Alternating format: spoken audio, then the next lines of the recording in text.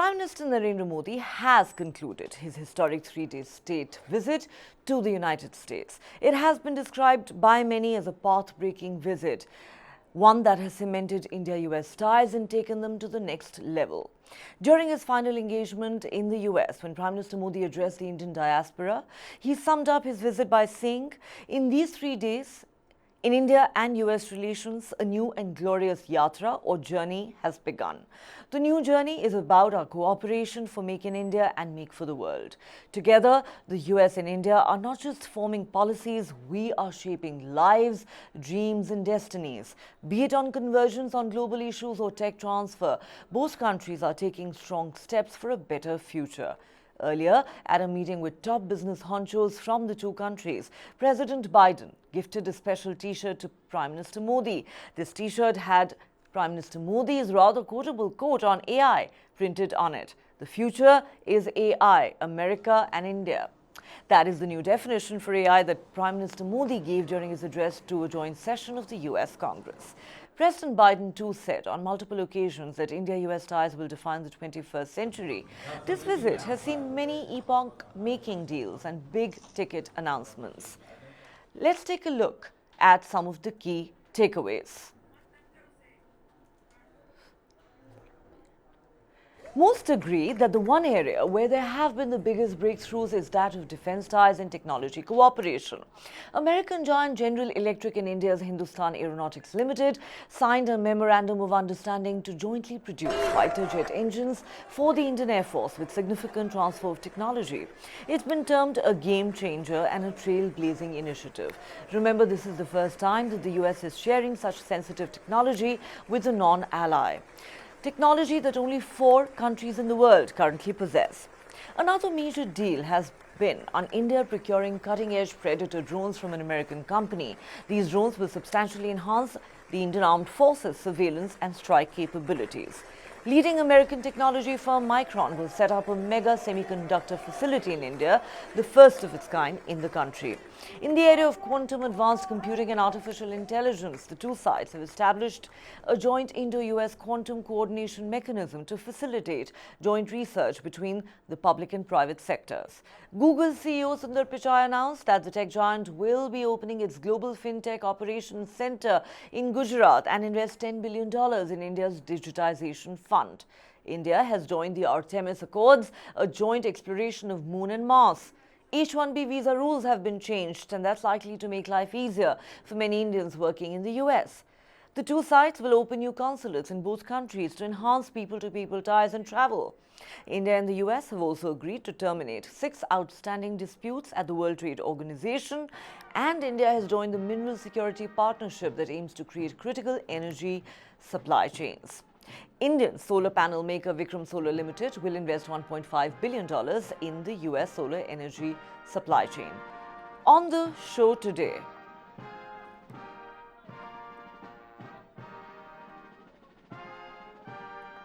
we're asking, is the future indeed AI, America and India? We're joined by former diplomat Ambassador Anil Trigunayat. Thank you so much for joining us.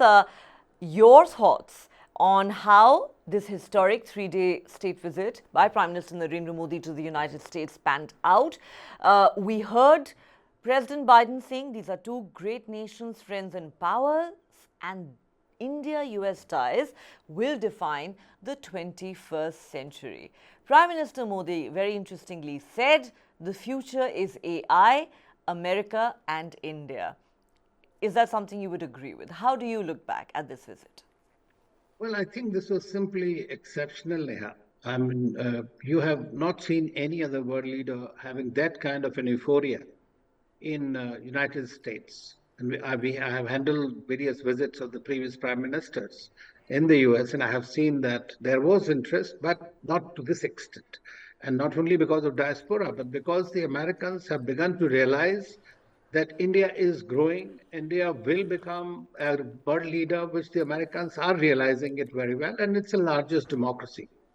So I would say that this is something which is remarkable. And the way Prime Minister Modi has projected India in the US, the achievements, the potential, he has actually was able to bring about America and India on the same pedestal as the two economies that can work together, the talent pool that India has, the kind of trust that has been developed, and the technology transfer will enable that. And that's why what you say is AI, and he has given a new definition to it, America and India. I mean, this is precisely the India can be a great incubator, whereas America already is a technology leader, and India needs high technologies, critical technologies, minerals, and various partnerships in order to reach the level that India is bound to reach. I mean, not wishes to reach, is bound to reach. And that's why the policies that we have seen, this is I would say, a tectonic shift, frankly, in the relationship and into the next level, from where it can only go upwards. So I find that this is an important thing. And in between our countries, there are several commonalities, which I call as some Ds as the, like democracy. I mean, you have seen that the way Prime Minister spoke at the Parliament was at the Congress was as if he was speaking at the Indian Parliament. I mean, he was in total control and conveying everything so convincingly, and that's the reason you saw so much of applause. And that he, of course, everybody knows that he's tremendously articulate, but articulate with facts, which is what brings about. So he was able to convey the message to detractors what they are doing. And then, of course, the second D I feel is the deepening economic and technical cooperation, which is very, very important. And then, of course, defense and security are the main pillar of the relationship. And of course, our diaspora, which plays a very important role in the country and is in the leadership position today, and both in the industry, multinationals, as well as in the political domain. And they are driven. And today they look at India, they look themselves also. They don't hesitate, like we have seen Kamala Harris also recalling her roots, Indian roots. So when I was there in 90s, and I remember most of our Indian friends used to call themselves, I'm from Tamil Nadu, I'm from XYZ. But today, every Indian, young, old, relates to India, and that is the achievement I think is remarkable. Then, of course, we have these disruptions that are taking place in the global order because of hegemonistic attitudes of certain countries, which have been called out, who have been asked to adhere to the global international rules, and especially in the Indo-Pacific. So that is also very much there. And the most important thing I found is that the Americans, and especially the establishment, has very clearly understood that India believes in alignments, mutually beneficial alignments, and not alliance mindset. And the fact that the United States is willing to go along those lines is something I find a remarkable achievement for India. And Prime Minister Modi has very clearly uh, conveyed that India is a strategic choice, not only because of their strategic compulsion. Thing. Certainly, it would seem like the relationship has been reset and taken to the next level. Let's focus on some specifics. This visit was high both on optics and on substance. Some very big deals have been struck. Some of them are being described as path breaking. Of course, apart from the fact that Micron is going to set up India's first semiconductor facility, and we're going to buy cutting edge Predator drones from the United States that will significantly enhance the Indian armed forces surveillance and strike capabilities. The one big ticket item has really been the technology transfer deal and the deal between GE and Hindustan Aeronautics to jointly manufacture fighter jet engines here in India. Now, Ambassador, according to you, how path breaking is this deal given the fact that never before has the US been willing to share technology with India? And this is actually the first time that the US is sharing sensitive technology of this nature with a non ally. And correct me if I'm wrong, but this technology that we're talking about is considered the holy grail of military aviation, currently in the possession of all of four countries. Absolutely, Neha. I mean, India will become a part of that club because of this, and that clearly explains the three T's that we are talking about. The one of them is, of course, the trust.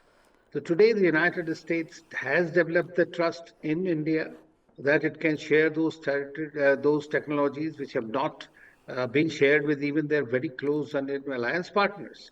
So India is a non-ally, no doubt, but it is a great friend, and that's what we look at it. And we are looking at it when AI. You mentioned America and India instead of artificial intelligence. So the relationship is no longer artificial in that sense. So it's an extremely important achievement for India. But I must say that in 2008, when we signed the civil nuclear deal, that was probably also a very path-breaking shift in the US policy at that time, and also enabled India to become a kind of a nuclear power that it is today. So that is very important. And I know that for a fact from my friends in the different areas that this is something that India looks to then excel in the aviation sector a great deal, and that will provide the requisite edge to India. You know, even China does not manufacture its own engines. So till now, we've been buying, we have used the GE. There is a great interest in Tejas aircrafts that India is making, in which we are using the GE engine.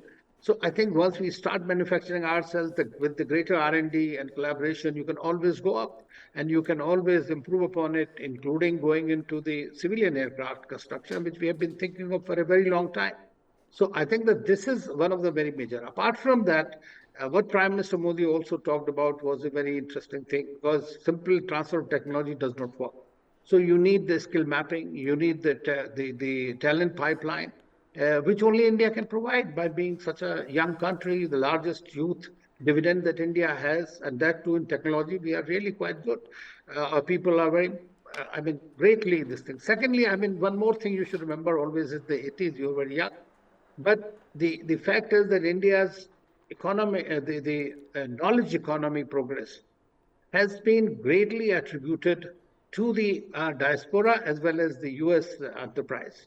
You know, that's how India became a knowledge power, an IT power in the world. So these are all relationships that have carried forward now. Today, Prime Minister Modi, everybody says that how does he talk about quantum computing, is as if he has been trained in technology and science and all that. So, but it's the inquisitiveness. And so I find that AI, quantum computing, and other technologies, nanotechnologies, and all which are coming up now a great deal. And those are going to decide the future as we move into the AI driven industrial revolution 4.0. And India's, I would say, the India campaign, what India has launched is emerging rather successful and attractive for the companies. And that's what we have seen in his interactions with the multiple multinational corporation chiefs. Everybody came out very optimistic about India, and we have to see how it moves forward. Apart from the semantics or the symbolism, there is a tremendous substance in the outcome document. And of course, if you see the joint statement that was issued, that statement was full of doables. What are deliverables? That are how it is going to play out eventually, and who's going to fund, where it is coming from. So it's to the last detail. And that's why I think that we are looking at a much deeper, much closer partnership, and which we call as a consequential partnership for the global good, actually. Well, that's exactly what Prime Minister Narendra Modi has said. And there is no doubt that there have been multiple deliverables. In fact, many have said that, there isn't a single area that hasn't been touched upon by the two sides during this visit. What also struck me as very interesting, apart from all the deals that we've discussed, the investments that have been announced. It seems to be happening on a reciprocal basis. It is not a one-way street. So while on the one hand you have Micron, the American major that is going to, chip maker that's going to set up India's first semiconductor facility in Gujarat. And of course, Sundar Pichai, the CEO of Google, announcing that his tech giant is going to set up its global fintech operations center in Gujarat, and that will, in fact, involve an investment of $10 billion in India's digitization fund. But apart from that, what's interesting is that, Indian solar maker Vikram Solar Limited is going to invest $1.5 billion in the US solar energy supply chain. So, in a sense, you don't just have American companies investing in India, you also have Indian companies investing in a big way in the United States. In fact, according to some data, Indian companies actually have a presence across all 50 American states today. You are absolutely right. I mean, Indian companies have been investing for quite some time now, and they are even taking over many of the companies in the United States. And we are one of the major investors, in fact, in many countries in the world. And that is why I always say trade and investment are a two-way street, and they are mutually and complementary. And so, therefore, this is very important, and the Americans understood it.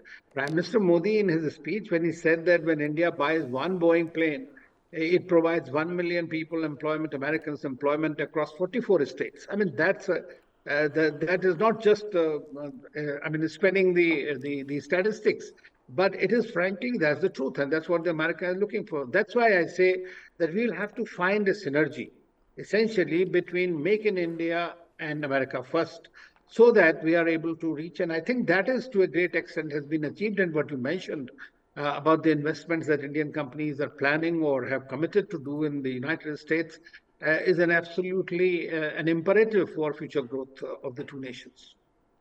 Right. And, talking about the deliverables, there have been many.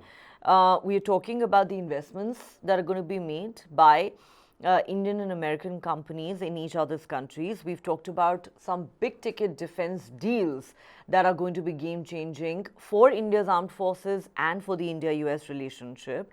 Apart from that, H-1B visa rules have been changed, and that's expected to make life a lot easier for many Indians working in the US. India has joined the Artemis Accords, a joint exploration of Moon and Mars. The two sides have agreed to open new consulates in the two countries. India and the US have also agreed to terminate 6 outstanding disputes at the World Trade Organization, and India has joined the Mineral Security Partnership that aims to create critical energy supply chains. So this really does, in a sense, extend to every possible area of bilateral cooperation. You are absolutely right once again. I mean, these are the things which are very important. Critical minerals you mentioned about. Now we have seen that how the supply chains have been disrupted during the pandemic and post that the Russian, American and Russian war and the Chinese hegemony. So we are looking at these disruptions. So India is trying to become a major partner as far as the global and value supply chains are concerned. We have shown it in the vaccines, in the pharma, and several other areas to the world that India can deliver, and that has been proven now. And so the United States is also looking at India becoming a greater partner in this. So whether it is microchips, whether it is semiconductors, whether it is in other manufacturing of the high-end goods, I think that this cooperation will continue. And then, of course, the visas are very important. And for that H1 visa and the overall the visa regime, I would say, inshallah. Let's hope that it works out. They are opening 2 more consulates. That's very good, excellent. And we are also going to open 2 more consulates which are needed there to cover more, span out into a bigger area and identify opportunities that will be useful for both the countries. So I think that once the trust begins, once you impose a lot of faith in another country's capabilities and intent, then I think things move easily. And of course, next year we have elections both in India and the United States, and let's see how it plays out eventually. Good thing is that in relationship in India is currently endorsed and has a bipartisan support across the spectrum in the United States. So they do understand because because of Chinese threat, because of the geopolitical reverberations that are taking place. But we'll have to see how it eventually plays out. But India US relationship is going to be in the next orbit and on the upswing. On the upswing, no two ways about that. Let's talk about certain other specific issues that came up during this visit. Let's talk about China. Now, Prime Minister Modi, in his address to the US Congress, said, and I'm quoting him, the dark clouds of coercion and confrontation are casting their shadow in the Indo Pacific. The stability of the region has become one of the central concerns of the India-US partnership. We share a vision of a free, open and inclusive Indo-Pacific that is free from domination. It is very clear that China is a shared concern for the two countries, and this would have surely been discussed between the two sides, including in the one-on-one dialogue, one believes, between Prime Minister Modi and President Joe Biden. What's your take on that? Well, I think that there are these grave challenges today, which have to be discussed. And whenever the leaders meet, there are issues, bilateral issues, there are regional issues, there are global issues and challenges, and how we can synergize our cooperation to confront them and to address those challenges. These are very common things, and I think in one-on-one meetings they would have done, which prolonged beyond its prescribed time frame.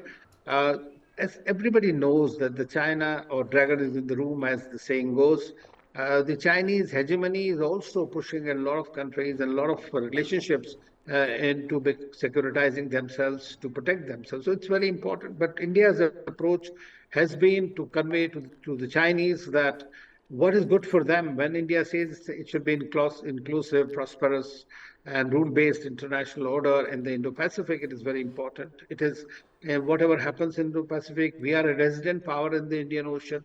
So anything that happens on these supply lines of sea lanes of communications impacts us directly on our own security and growth. So India has also alternative plans launched itself, and the Prime Minister Modi has very clearly mentioned that we are a part of it, whether it is through Quad or bilaterally or otherwise.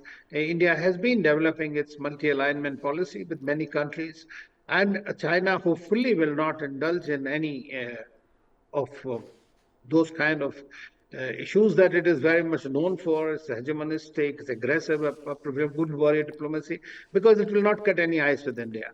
And so we have partnerships with many other organizations where China is quite prominent, like the BRICS, like the SCO, and there will be summits. India is chairing SCO, and the BRICS summit will be held in China this year now. It's moved from South Africa to China. And we have a trilateral RIC, Russia, India, China. So we are expanding like any major power. You have interests in every geography, in every place. But I personally feel that China is going to be a major challenge for India in every geography. And in the near future, the Americans think that they'll have to contend with China. So it is good to exchange views, ideas, and strategies, which is very important. And Chinese are rattled by this, no doubt. But at the same time, it's better they become more. I must say, they must be able to calibrate their own policies so that things don't pass where it affronts the other countries. All right. Well, certainly a lot of important takeaways there from this historic visit. On that note, Ambassador Trigunayat, thank you so much for speaking to us. Thank you, Neha. Thank you. Pleasure talking to you.